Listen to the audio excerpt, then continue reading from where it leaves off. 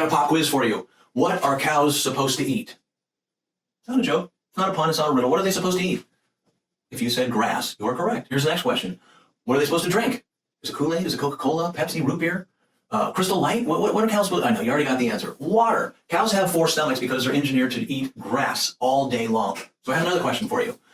What do we feed them nowadays? What do we feed them in America? Some are grass-fed, I get that, but I mean the vast majority of cows, what are they eating? Grain, corn, soy, wheat. And the question now is, why? Why are we feeding that? Isn't it easier and cheaper just to put them out to pasture, have them go out, eat, get big, come back, process them? And the answer is no.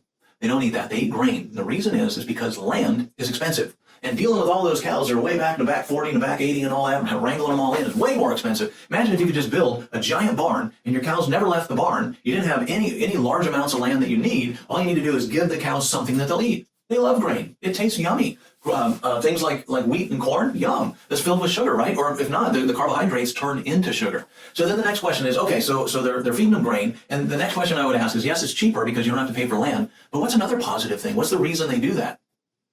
Yeah, most people get that. Fattens them up, brings them to market faster, right? And that's exactly right. Eating grains like wheat, like soy, and corn, and other grains is going to fatten the cows up faster, bring them to market faster, turn a cow over, make money, do it for the next one. So here's the next question. What would happen if we fed humans grain?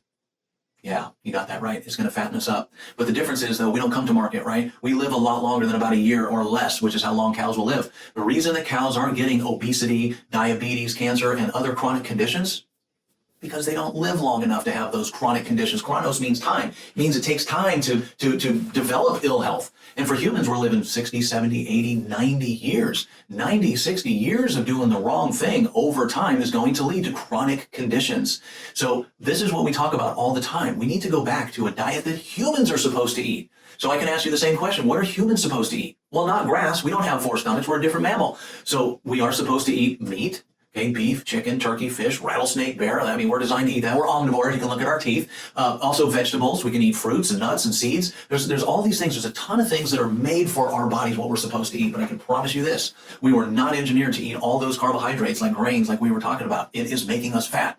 In America, 75% of us are overweight or obese. 75, 3 out of 4 are overweight. Why is it? Because we're eating the wrong foods. It's fattening us up and it's creating chronic conditions.